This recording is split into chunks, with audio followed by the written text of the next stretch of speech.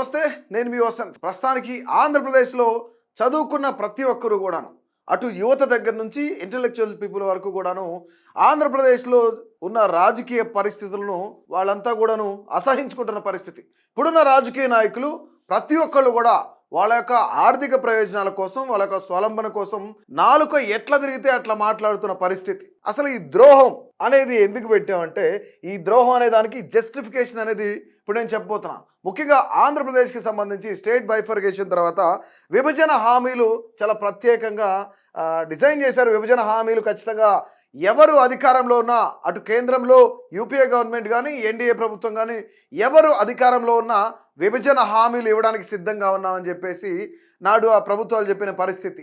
మొత్తానికి రాష్ట్రాన్ని అయితే విడగొట్టారు. కానీ రాష్ట్రాన్ని విడగొట్టిన తర్వాత విభజన హామీలలో ముఖ్యంగా కొన్ని ముఖ్యమైన అంశాలు మనం చూసుకున్నట్లయితే, ఒకటి ప్రత్యేక హోదా, రెండు పోలవరం ప్రాజెక్టు, అలాగే విశాఖ రైల్వే జోను, వీటితో పాటుగా పోలీస్ హెడ్ క్వార్టర్స్ అంటే సిఆర్పిఎఫ్ కానీ ఇలాంటి బలగాలకు సంబంధించిన హెడ్ క్వార్టర్స్ కూడాను దక్షిణ భారతదేశంలో ఎస్పెషల్లీ ఆంధ్రప్రదేశ్లో నిర్మించడానికి మేము సిద్ధంగా ఉన్నామని చెప్పేసి నాడు కేంద్ర ప్రభుత్వం కూడా చెప్పిన పరిస్థితి అవుతుంది. అప్పుడు 2014లో అధికారంలో ఉన్న కాంగ్రెస్ పార్టీ విభజన హామీలు అమలుపరచడానికి మేము సిద్ధంగా ఉన్నామని చెప్పారు. ఇఫ్ ఇన్ కేస్ 2014లో మమ్మల్ని గెలిపిస్తే కనుక ఖచ్చితంగా ఆంధ్రప్రదేశ్కి ప్రత్యేక హోదా ఇస్తామని చెప్పేసి బీజేపీ పెద్దలు కూడా చెప్పిన పరిస్థితి అయితే ఉంది. సో మొత్తానికి కూడాను ఇక్కడ మనకు కనిపిస్తున్న వీళ్ళంతా కూడాను ఆంధ్రప్రదేశ్కి ఖచ్చితంగా నేను చెప్పేది విన్న తర్వాత వీళ్ళు ద్రోహం చేశారని ప్రతి ఒక్క తెలుగువాడు కూడా నమ్మే పరిస్థితి ఉంటుంది. ఎందుకంటే ముఖ్యంగా మొదటిగా ప్రత్యేక హోదా పైన మనం ఒకసారి మాట్లాడే ప్రయత్నం చేద్దాం. ప్రత్యేక హోదా కోసం పవన్ కళ్యాణ్ ఒక నినాదం తీసుకున్నారు, అదే దేశ్ బచావో నినాదం. ఆయన ప్రత్యేక హోదా గురించి ఏం మాట్లాడారో ఒకసారి చూసే ప్రయత్నం చేద్దాం. ఏ దేశం అగినా ఎందుకు కాలిడినా పొగడరా నీ తల్లి భూమి భారత్ని, భారత్ మాతాకి జై అంటూ కూడాను ఆయన నినాదం తీసుకున్నారు. ఏదైతే ఉత్తర భారతదేశానికి సంబంధించిన ఎవరైతే ఉన్నారో, ఉత్తర భారతీయులు ఎవరైతే ఉన్నారో వాళ్ళకి దేశం పట్ల, రాజ్యాంగం పట్ల ఎంతైతే గౌరవం ఉందో, ఎంతైతే ప్రేమ ఉందో అంతకన్నా ఎక్కువ ప్రేమ దక్షిణ భారతీయులకు కూడా ఉంది, దట్టు తెలుగు ప్రజలకు కూడా ఉంది. సో ప్రత్యేక హోదా కోసం దేశ్ బచావో అనే స్లోగన్ కూడా తీసుకొచ్చి ఈ స్లోగన్ అంతా ఢిల్లీ రాజవీధులు దద్దరిల్లేలాగా ఈ యొక్క నినాదాన్ని మనం ఢిల్లీ వరకు వినిపిద్దాం. ప్రత్యేక హోదా ప్రతి ఒక్క ఆంధ్రుడి హక్కు అని చెప్పేసి చాలా గొప్పగా దేశ్ బచావో నినాదాన్ని తీసుకొచ్చారు. సో పవన్ కళ్యాణ్ ఆ నినాదం తర్వాత 2014 నుంచి 19 వరకు మనం చూసినట్లయితే అటు ఎన్డీఏ ప్రభుత్వానికి హామీ ఇచ్చిన ఆయన ఒక్కసారిగా ప్రత్యేక హోదా ఇవ్వట్లేదు, ప్రత్యేక ప్యాకేజ్ అంటూ అనౌన్స్ చేసిన తర్వాత, సెంట్రల్ గవర్నమెంట్ అనౌన్స్ చేసిన తర్వాత, ఇది ఎప్పుడు జరిగింది 2014 అలాగే 14-19 మధ్య కాలంలో ప్రత్యేక హోదా లేదు, ప్రత్యేక ప్యాకేజ్ మాత్రమే అని చెప్పేసి కేంద్రం ఎప్పుడైతే ఒక స్టేట్మెంట్ ఇచ్చిందో ఆ స్టేట్మెంట్ తర్వాత 2 పాచిపోయిన లడ్డూలు చేతిలో పెట్టారు. దక్షిణ భారతీయులు ఎవరు కూడా చేతులు కట్టుకుని కూర్చోరు. ఆంధ్రప్రదేశ్లో యువత ఎక్కువన్నారు. దేశాన్ని రక్షించుకోవాలి, రాష్ట్రానికి విభజన హామీలు నెరవేర్చేలాగా మనందరం మాట్లాడాలి, అలాగే ప్రత్యేక హోదా తెచ్చుకోవాలి అని చెప్పిన మాట్లాడిన పవన్ కళ్యాణ్ దాని తర్వాత జగన్మోహన్ రెడ్డి అధికారంలో ఉన్నప్పుడు ప్రత్యేక హోదా గురించి మాట్లాడినప్పుడు లేదు. తర్వాత ఇప్పుడు కూటమి ప్రభుత్వం ఎన్డీఏ ప్రభుత్వంలో కూడా కీలకంగా ఉన్నప్పుడు పవన్ కళ్యాణ్ ఎందుకు సైలెంట్ అయ్యారు అంటే, నిజంగానే ప్రశ్నించే దమ్ము లేకనా నేను ఖచ్చితంగా ప్రశ్నిస్తా, కూటమి ప్రభుత్వం అధికారంలోకి వస్తే ప్రత్యేక హోదా తీసుకొస్తాం, అలాగే ఎన్డీఏ ప్రభుత్వం ఉంటే గనక సో డెఫినెట్లీ ప్రత్యేక హోదా అనేది సాధ్యమవుద్ది, జగన్ని ఓడించడమే ధ్యేయం, జగన్ పార్టీని పాతాళానికి తొక్కేయడమే మా ధ్యేయం, సో ప్రత్యేక హోదా ఖచ్చితంగా తీసుకొస్తామని మాట్లాడిన పవన్ కళ్యాణ్ ఈరోజు ఎందుకు మాట్లాడలేదు అంటే, కూటమి ప్రభుత్వంలో చాలా కీలకంగా ఉన్న ఇటు జనసేన ఎంపీలు అలాగే టీడీపీ ఎంపీలు ఎందుకు నినాదం చేయట్లేదు, ప్రత్యేక హోదా కావాలని ఎందుకు గట్టిగా నిలదీయలేకపోతున్నారు అంటే, చేతగాకనే ప్రశ్నించలేకపోతున్నారా? ఆంధ్రప్రదేశ్కి అన్యాయం జరుగుతుంటే ఎందుకు రాజకీయ ప్రలోభాలకు లోనవుతున్నారు, రాజకీయ ప్రయోజనాలకు ఎందుకు లోనవుతున్నారు? సో ఇది మొదటిది. ఇక రెండోది మనం చూస్తున్నట్లయితే ఇక్కడ పవన్ కళ్యాణ్ మాట్లాడిన మాటలన్నీ కూడాను అంటే, ఇప్పుడు మేము గట్టిగా నిలదీస్తాం, గట్టిగా అడుగుతాం, గట్టిగా నిలదీస్తాం, ప్రత్యేక హోదా తీసుకొస్తామని మాట్లాడిన పవన్ కళ్యాణ్ ఈరోజు మాట్లాడే పరిస్థితి లేదు. అంటే ఆంధ్రప్రదేశ్ రాజకీయాల్లో పెద్దగా జోక్యం చేసుకోవట్లేదని చెప్పేసి కూడా అక్కడున్న రాజకీయ పండితులు ఎవరు ఉన్నారో, ఇంటెలెక్చువల్స్ ఎవరున్నారో వాళ్ళందరూ చెప్తున్న పరిస్థితి. కానీ చాలా క్లియర్గా ఎన్నికల తర్వాత కూటమి అధికారంలోకి వచ్చిన తర్వాత పవన్ కళ్యాణ్ మాట్లాడే విధానం మనందరికీ తెలిసిందే. సో ఆయన ఏ విధంగా మాట్లాడుతున్నారు అనేది, ఏ విధంగా ప్రశ్నిస్తున్నారు అనేది. ఇక పురంధేశ్వరికి సంబంధించి మనం ఒకసారి చూస్తే, ఇక్కడ ప్రత్యేక హోదా ఇవ్వడం కుదరదు, రాష్ట్ర ప్రయోజనాలు ఏవైతే, రాష్ట్రాల ఆదాయం ఏదైతే ఉందో 32% నుంచి దాదాపుగా 42% పెంచింది కేంద్ర ప్రభుత్వం. సో అందుకని వాళ్ళకి ప్రత్యేక హోదా ఇవ్వడం కుదరదు. ప్రత్యేక హోదా వల్ల ఉపయోగం లేదు. ప్రత్యేక హోదా కన్నా ఆంధ్రప్రదేశ్ ఇంకా న్యాయం చేస్తాం అని చెప్పేసి పురంధేశ్వరి చెప్పిన పరిస్థితి. అంటే 14వ ఆర్థిక సంఘం నివేదిక ప్రకారం ఆంధ్రాకి ప్రత్యేక హోదా అనేది కుదరదని చెప్పారు పురంధేశ్వరి. అంటే ఇక్కడ తెలుగు వాళ్ళ కోసం ఉత్తర భారతదేశం అయినా సరే దేశం మొత్తం కూడాను తెలుగు వాళ్ళు కోసం నినదించిన ఎన్టీఆర్ కూతురు ఈరోజు ఆమె రాజకీయ ప్రలోభాలకు గురవుతుందా? రాజకీయాల కోసం మాత్రమే మాట్లాడుతుందా? అంటే ఇప్పుడు పార్టీ ముఖ్యమా రాష్ట్ర ముఖ్యం అంటే ప్రతి ఒక్కరు కూడా రాష్ట్ర ముఖ్యమని అనుకోవాలి. ఎందుకంటే మన రాష్ట్ర ప్రజలు ఓటేస్తేనే మన పార్టీ ముందుకెళ్తుంది. మన ప్రాంత ప్రజలు ఓటేస్తేనే మన పార్టీ గెలుస్తుంది. అలాంటి రాష్ట్రాన్ని వదిలేసి, అలాంటి రాష్ట్ర ప్రయోజనాలను వదిలేసి, రాష్ట్ర ప్రజల బాగోగులను వదిలేసి ఈరోజు ఢిల్లీలో ఉన్న బీజేపీకి ఆమె దాసోహం అవడం ఎంతవరకు కరెక్ట్? అంటే ఎన్టీఆర్ కూతురు, ఎన్టీఆర్ అంటే తెలుగు వాళ్ళందరికీ కూడా ఆరాధ్య దైవం. అలాంటి వ్యక్తి కూతురు ఈరోజు ఆంధ్రప్రదేశ్ ప్రజల కోసం, తెలుగు ప్రజల కోసం ఏమీ మాట్లాడకుండా ఆమె ఏదైతే ఆమె ఎంపీనో లేదంటే ఈ పార్లమెంటుకి సంబంధించిన సీట్లు వీటి గురించే మాట్లాడుతుంది. అంటే పార్టీ ప్రయోజనం ముఖ్యం, రాష్ట్ర ప్రయోజనం ముఖ్యం కాదా? కనీసం ఈ మాత్రం ఇంగిత జ్ఞానం లేదా? రాష్ట్ర ప్రజలు ఎంతకాలం నుంచి ఇబ్బందులు పడుతూ ఉన్నారు. ప్రత్యేక హోదా కోసం ఎంతమంది అడుగుతున్నారు? ఒకవేళ ఇప్పుడు డీలిమిటేషన్కి సంబంధించి అసలు దగ్గుబాటి పురంధేశ్వరి యొక్క స్టాండ్ ఏంటి? నువ్వు పార్టీకి అండగా నిలబడతారా, లేదంటే ఇక్కడ దక్షిణ భారతదేశానికి అన్యాయం జరుగుతుందని చెప్పేసి నినదిస్తారా? అంటే ఇక్కడ యొక్క ప్రయోజనాలు అనేవి దక్షిణ భారతదేశానికి సంబంధించి ఒకవేళ డీలిమిటేషన్కి అయితే ఎంపీ స్థానాలు పెంచితే కనుక చాలా చాలా తక్కువ పెంచుతారు. ఒకవేళ ఆ ప్రయోజనం అనేది కూడాను ఉత్తర భారతదేశానికి వెళ్ళిపోద్ది. అంటే రానున్న ఎన్నికల్లో దక్షిణ భారతదేశానికి సంబంధించి కాకుండా వాళ్ళతో సంబంధం లేకుండా పూర్తి మెజారిటీ ఉత్తర భారతదేశం నుంచే తీసుకోవాలని చెప్పేసి ఇప్పుడు ఎన్డీఏ ఒక కుట్రపూరితమైన డీలిమిటేషన్ చేస్తుంది. దీనికి సంబంధించి దక్షిణ భారతదేశ రాష్ట్రాలన్నిటికీ అన్యాయం జరుగుతున్నప్పుడు ఒక జాతీయ పార్టీలో రాష్ట్ర అధ్యక్షురాలుగా ఉన్న మీరు, ఎంపీగా ఉన్న మీరు ఎందుకు మాట్లాడలేకపోతున్నారు? ఎందుకు మాట్లాడడం చేతకావట్లేదు మీకు? సో మరొకటి ఇక్కడ డీలిమిటేషన్లో పవన్ కళ్యాణ్ నేను ఒక స్టేట్మెంట్, అంటే అఖిలపక్ష సమావేశం జరుగుతున్నప్పుడు, అఖిలపక్ష సమావేశానికి ఆహ్వానించినప్పుడు ఎందుకు వెళ్ళలేదు? అండ్ దట్టు ఇక్కడ దక్షిణ భారతదేశానికి అన్యాయం జరుగుతుందని తెలిసి మాట్లాడమని అడిగితే మాకు అవసరం ఉన్నప్పుడు మాట్లాడతాం, టైం వచ్చినప్పుడు మాట్లాడతాం. అంటే మీరు దక్షిణ భారతదేశం నినాదం గతంలో తీసుకున్న మీరు ఇప్పుడు ఎందుకు తీసుకోలేకపోతున్నారు? అంటే ఎన్డీఏకి వాళ్ళకి దాసోహం అని చెప్తున్నారా? మాట్లాడలేకపోతున్నారా? పోనీ భయపడుతున్నారా?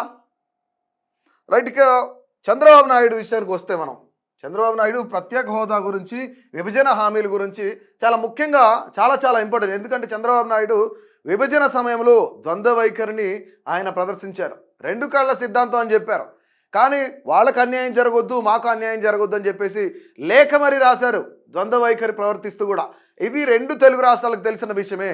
అటు ఎవరికి న్యాయం చేసినా మాకు ఇబ్బంది లేదన్న చంద్రబాబు నాయుడు 2014లో సీఎం అయిన తర్వాత ప్రత్యేక హోదా తీసుకొస్తాం అని గట్టిగా మాట్లాడిన చంద్రబాబు నాయుడు ప్రత్యేక ప్యాకేజీకి ఎందుకు ఒప్పుకున్నారు? అంటే దాంట్లో మీ వాటా ఎంత? అంటే ఇక్కడ ప్రత్యేక హోదా వస్తే నిధులు వస్తాయి, పరిశ్రమలు వస్తాయి, యువతకు ఉద్యోగం వస్తుంది, ఉపాధి హామీ అన్నీ లభిస్తాయి. కానీ ఎందుకు చంద్రబాబు నాయుడు మాట్లాడలేకపోయాడు? ఇక్కడ ప్రత్యేక హోదా వద్దు, ప్రత్యేక ప్యాకేజీ ముద్దు, ఇక హోదా వల్ల ఉపయోగం లేదు, ప్యాకేజీ వల్ల ఉపయోగం ఉంది. కేంద్రం ఇచ్చే నిధులతో రాష్ట్రాన్ని అభివృద్ధి చేసుకోవచ్చు, ప్రపంచ ప్రఖ్యాతిగాంచిన రాజధాని నిర్మిస్తాం, అమరావతిని సింగపూర్ చేస్తాం అన్నారు. ప్రపంచ ప్రఖ్యాతిగాంచిన రాజధాని లేదు, సింగపూర్ తనదల్లే అమరావతి కూడా లేదు. సో మొత్తానికి ఆయన ద్వంద్వ వైఖరి ప్రదర్శించారు. తర్వాత మేము గర్జిస్తాం, నినదిస్తాం, ప్రత్యేక హోదా తీసుకొస్తాం, ఆంధ్రాకి న్యాయం చేస్తాం అన్నారు చంద్రబాబు నాయుడు. సో ఇక జగన్మోహన్ రెడ్డి విషయానికి వద్దాం. జగన్మోహన్ రెడ్డి ఆయన ఏం మాట్లాడారు? గతంలో 2014 నుంచి 19 వరకు ప్రత్యేక హోదా కోసం చాలా గట్టిగా మాట్లాడిన జగన్మోహన్ రెడ్డి, చాలా గట్టిగా కొట్లాడిన జగన్మోహన్ రెడ్డి తీరా అధికారంలోకి వచ్చిన తర్వాత కనీసం దాని గురించి మాట్లాడిన పరిస్థితి లేదు. కేవలం రిక్వెస్ట్లు, లెటర్లు రాయడంలో ప్లీజ్ సార్ అని అడగడం తప్ప జగన్మోహన్ రెడ్డి గట్టిగా నినదించిన పరిస్థితి లేదు. సో ఒకసారి జగన్మోహన్ రెడ్డి ఏమన్నాడు చూద్దాం. ప్రతిపక్షంలో ఉన్నప్పుడు హోదా కోసం నినదించిన జగన్మోహన్ రెడ్డి లోక్సభలో మన ప్రాధాన్యతను పెంచితే కేంద్రం మెడలు వంచి అయినా సరే ప్రత్యేక హోదా తీసుకొస్తానన్నారు. ఎందుకు మెడలు వంచలేకపోయారు? ఎందుకు అక్కడికి వెళ్ళి ఢిల్లీ కాళ్ళ దగ్గరికి ఎందుకు వెళ్ళాల్సి వచ్చింది? ఎందుకు ఢిల్లీకి వెళ్ళి రిక్వెస్ట్లు మాత్రమే చేయగలిగారు అని అంటే ఇక చాలా వెటకారంగా అసెంబ్లీలో కూడా 4 ఏళ్ళే అంటే 2014 నుంచి 19 మధ్య కాలంలో చంద్రబాబు నాయుడిని కొంత ఆయన మాట్లాడారు. ఎటకారం చేస్తూ మాట్లాడారు అసెంబ్లీలో. 4 ఏళ్ళైనా ఇంకా ప్రత్యేక హోదా రాలేదా? ఇంకా రాలేదా? అదే మన ప్రభుత్వం ఉంటే ఖచ్చితంగా ఢిల్లీ మెడలు వంచి తీసుకొస్తాం, హోదాను తీసుకొస్తాం అని మాట్లాడిన జగన్మోహన్ రెడ్డి ఈరోజు డీలిమిటేషన్ జరిగేటప్పుడు కూడాను ఆ యొక్క అఖిలపక్ష సమావేశానికి డుమ్మా కొట్టారు. అంటే ఎందుకు? కనీసం ఆయనకు ప్రతిపక్ష హోదా కూడా లేదు, మాట్లాడే ఛాన్స్ ఇవ్వరేమోనని చెప్పేసి, మాట్లాడడం కుదరదేమోనని చెప్పేసి, ఎక్కడో వెనక కూర్చోబెడతారని చెప్పేసి, ఆయన ప్రాధాన్యత లేదు కాబట్టి ఆయనకు ప్రాధాన్యం ఉండదని చెప్పేసి ఈ డీలిమిటేషన్కి సంబంధించి అఖిలపక్ష సమావేశానికి కూడా ఆయన గైర్హాజరయ్యారు. ఎందుకు అధికారంలో ఉన్నప్పుడు ప్రత్యేక హోదా గురించి మాట్లాడలేదు? ఎందుకు ప్రత్యేక హోదాని గట్టిగా మాట్లాడలేని పరిస్థితి అనేది మనం చూసినట్లయితే, కేంద్రంలో బీజేపీ అధికారంలో ఉంది, వాళ్ళ సంఖ్యాబలం చాలా గట్టిగా ఉంది. వాళ్ళ సంఖ్యాబలంతో వాళ్ళ పార్టీని చాలా స్టేబుల్గా ఉంచుకునే అవకాశం ఉంది కాబట్టి మనకు ఆ ఛాన్స్ లేదు, మన వల్ల వాళ్ళకు ఉపయోగం లేదు కాబట్టి ప్రత్యేక హోదా ఇవ్వరు అని చెప్పేసి జగన్మోహన్ రెడ్డి జైలు చేశారు. కనీసం ఆ మాట చెప్పడానికి మినిమం కామన్ సెన్స్ అయినా ఉండాలి. ఎందుకంటే అధికారంలో లేనప్పుడు మెడల వంచి తీసుకొస్తా, కేంద్రం మెడల వంచి తీసుకొస్తానన్న జగన్మోహన్ రెడ్డి ఈరోజు చేతులు ఎత్తేసిన పరిస్థితి. సో డీలిమిటేషన్కి ఎందుకు రాలేదు? ఈరోజు డీలిమిటేషన్ పేరుతో దక్షిణ భారతదేశానికి అన్యాయం జరుగుతుంటే పవన్ కళ్యాణ్ మాట్లాడలేదు, జగన్మోహన్ రెడ్డి మాట్లాడే పరిస్థితి లేదు, చంద్రబాబు నాయుడు మాట్లాడే పరిస్థితి లేదు. ఎందుకంటే జగన్మోహన్ రెడ్డి ఏమో ప్రతిపక్ష హోదా లేదు, అటు పవన్ కళ్యాణ్, పురంధేశ్వరి, అలాగే చంద్రబాబు నాయుడు వీళ్ళకేమో ఎన్డీఏతో మంచి సత్సంబంధాలు ఉన్నాయి, వాళ్ళకి కావాల్సినవన్నీ. అంటే ఇప్పుడు వీళ్ళు అధికారంలో ఉన్నారు, కేంద్రంలో చాలా కీలకమైన రోల్ ప్లే చేస్తున్నప్పటికీ కూడాను అడిగే దమ్ము లేని పరిస్థితి. సో ఇక లోకేష్కి సంబంధించి మనం చూద్దాం. లోకేష్ ఏమన్నాడు? ప్రత్యేక హోదా కోసం కేంద్రాన్ని నిలదీసే దమ్ము జగన్కి లేదు. మరి నీకుందా? మీకెందుకు లేదు? జగన్ కంటే దమ్ము లేదు, జగన్ని ప్రజలు ఇంట్లో కూర్చోబెట్టారు. సో ఇప్పుడు గతంలో అంటే అన్యాయం చేసింది కేంద్ర ప్రభుత్వం, ఇదే బీజేపీ ప్రభుత్వం అనుకుందాం. ఇప్పుడు 2024 ఎన్నికల్లో మీరు బంపర్ విక్టరీ కొట్టారు, ఇందులో కూడాను కేంద్రంలో చాలా కీలక రోల్ ప్లే చేస్తున్నారు. ఎందుకు ప్రత్యేక హోదా గురించి నారా లోకేష్ నిలదించట్లేదు? ఎందుకు నిలదీయట్లేదు? జగన్ కంటే దమ్ము లేదని మీరే అన్నారు, అంటే మీకు కూడా దమ్ము లేనట్టేనా? మీకు చేత కదా? సో ఇక్కడ మరొక విషయం, ఆయన మాకు అధికారం ఇవ్వండి, ఢిల్లీ పెద్దలు నిలదీస్తాం, మాకు హోదా ఎందుకు ఇవ్వరని అడుగుతామని చెప్పారు. ఎందుకు ఇవ్వరు అని అడుగుతానని చెప్పిన లోకేష్ గారు ఇప్పుడు ఎందుకు అడగట్లేదు? ఎందుకు అడగలేకపోతున్నారు? అలాగే ప్యాకేజ్తో నిధులు రుణాలు ఇస్తానన్నారు, కానీ ఇతర రాష్ట్రాలకు హోదా ఇచ్చి మనకు మాత్రం నమ్మక ద్రోహం చేశారు. హోదా కోసం విశాఖలో ధర్మ పోరాట దీక్ష కూడా చేశారు వీళ్ళు. అంటే నమ్మక ద్రోహం చేశారని తెలుసు, మళ్ళీ అదే పార్టీతో ఎందుకు జతకట్టారు? మళ్ళీ అదే కూటమిలోకి ఎందుకు వెళ్ళారు? ఒక పక్కన రాష్ట్రానికి అన్యాయం జరుగుతుంది, నమ్మక ద్రోహం చేశారు అనే విషయం చాలా క్లియర్ కట్గా అందరికీ తెలుసు. విశాఖ రైల్వే జోన్ లేదు, ప్రత్యేక హోదా లేదు, విభజన హామీలు నెరవేర్చలేదు, పోలవరం ప్రాజెక్టు కట్టలేనప్పుడు పోలవరం ప్రాజెక్టుకి భారీగా నిధులు ఇవ్వలేదు, ఇరిగేషన్కి సంబంధించిన 57,000 కోట్ల రూపాయలు కేంద్రం ఇస్తానని ఒప్పుకున్న తర్వాత దానికి సంబంధించి ఈ 10 ఏళ్లలో 57,000 కోట్లు పోలవరానికి ఇచ్చారా? మరి ఎందుకు అడగలేదు? మీ గొంతు మోగపోయిందా? సో ఇప్పుడు కీలకంగానే ఉన్నారు కదా, ఇప్పుడు ఎందుకు నిలదీయట్లేదు? నిలదీసే దమ్ము జగన్కి లేదన్నారు, అంటే మీకు కూడా నిలదీసే దమ్ము లేదా? అంటే ఇక సోము వీర్రాజు ఆయన రాష్ట్ర అధ్యక్షుడిగా ఉన్నప్పుడు ఏం మాట్లాడారో ఒకసారి చూద్దాం. సో సోము ప్రత్యేక హోదా అనేది అసలు బిల్లులోనే పెట్టలేదు అని చెప్పేశారు క్లియర్ కట్గా, చాలా ఓపెన్గా. ప్రత్యేక హోదానే అసలు బిల్లులోనే లేదు.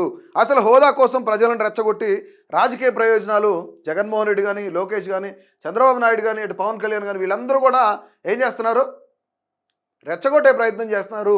ఇది అసలు బిల్లులోనే లేదు. హోదా వల్ల ఉద్యోగాలు రావు, పరిశ్రమలు రావు, అసలు ఉపయోగమే లేదు హోదా అనేది అని చెప్పేసి సోము వీర్రాజు ఆయన స్టేట్మెంట్ ఇచ్చారు. ఇక అసలు ప్రత్యేక హోదా అనేది లేదు, కేవలం పరిశీలిస్తామని మాత్రమే చెప్పారు. అంటే కేవలం పరిశీలనలోనే ఉంది ప్రత్యేక హోదా అనేది కూడా సోము వీర్రాజు చెప్పారు. అంటే నువ్వు ఆంధ్రాకి సంబంధించిన వ్యక్తివి కాదా? నువ్వు ఆంధ్రావాడివి కాదా? ఎందుకు రావు పరిశ్రమలు, ఎందుకు రావు అంటే క్లియర్గా ఆయన దాదాపుగా 16,000 కోట్లు అంట స్పెషల్ స్టేటస్ వల్ల 16,000 కోట్లు వస్తాయి, ఆల్రెడీ మేము ఇచ్చేసాం, ఇవన్నీ కూడా మాకు లెక్కలు చెప్పాలి అని చెప్పేసి సోము వీర్రాజు గతంలో చెప్పాడు. సో ఇప్పుడు బీజేపీ అధికారంలోనే ఉంది, ఎన్డీఏ కూటమి అధికారంలో ఉంది, ఎన్డీఏలో మీరంతా చాలా కీ రోల్ ప్లే చేస్తున్నారు. నువ్వు ఆంధ్రాకి సంబంధించిన వ్యక్తివి కాదా? అసలు ఆంధ్ర వ్యక్తి అయినా సోము వీర్రాజు అనే వ్యక్తి, మరి ఎందుకు మాట్లాడలేకపోయారు? ద సేమ్ టైం లోకేష్ కానీ సోము వీర్రాజు కానీ వీళ్ళందరి పరిస్థితి ఏంటి? వీళ్ళందరూ నిజంగానే విభజన హామీలలో ప్రత్యేక హోదా విషయంలో ఇప్పుడు డీలిమిటేషన్ కార్యక్రమంలో వీళ్ళంతా కూడా రాష్ట్రానికి ద్రోహం చేశారా లేదా అనేది మీ అందరికీ తెలిసిన విషయమే. అంటే ప్రతి ఒక్కళ్ళు కూడా ఇందులో ద్రోహులే.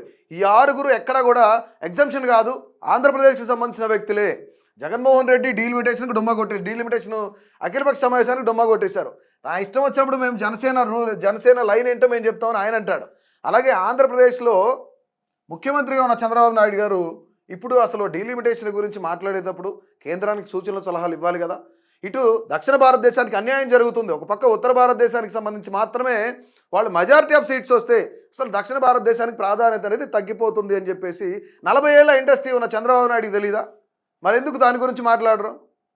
అలాగే పురంధేశ్వరి గారికి ఆమె రాజకీయ ప్రయోజనాలు, ఆమె పార్టీ, ఆమె సొంత ఎంపీ స్థానం ఉంటే చాలు ఆంధ్రప్రదేశ్లో గెలుస్తుంది. ఆంధ్రప్రదేశ్ గురించి ఇంతవరకు ఈ 11 ఏళ్లలో రాష్ట్ర విభజన తర్వాత పురంధేశ్వరి ఏం చేసింది అనేది కూడా ప్రతి ఒక్కళ్ళు కూడా అడగాల్సిన ప్రశ్న. ఏం చేశారు ఆవిడ అనేది కూడా అడగాలి. ఎందుకంటే ఆమె విభజన తర్వాత బీజేపీకి జాతీయ కార్యదర్శిగా ఉన్నారు. ఆమె జాతీయ ప్రధాన కార్యదర్శిగా బీజేపీకి వ్యవహరించారు పురంధేశ్వరి గారు. లోకేష్, మేము నిలదీస్తాం, మా సత్తా ఏంటో చూపిస్తాం, కేంద్రంలో ఉంది ఎవరైనా సరే వాళ్ళని గట్టిగా నిలదీసి ప్రత్యేక హోదా తీసుకొస్తాం, రైల్వే జోన్ తీసుకొస్తాం, ఇవన్నీ చెప్పారు. మరి వీటన్నిటికి సంబంధించి లోకేష్ ఏం మాట్లాడుతున్నాడు ఇప్పుడు? అంటే రెడ్ బుక్ రాజ్యాంగం ఉంటే చాలా, రెడ్ బుక్ చేతిలో ఉండి కక్షపూరితంగా కుట్రపూరితంగా రాజకీయాలు చేస్తే సరిపోతుందా అనేది కూడా ప్రతి ఒక్కళ్ళు. అంటే ఇక్కడ ఏం జరుగుతుంది? వీళ్ళందరూ ద్రోహం చేశారా లేదా, ఇది నిజంగానే ఈ ద్రోహం అనే టైటిల్కి జస్టిఫికేషనా కాదా అనేది ప్రతి ఒక్కళ్ళు కూడా మీ యొక్క అభిప్రాయాన్ని తెలియజేయండి.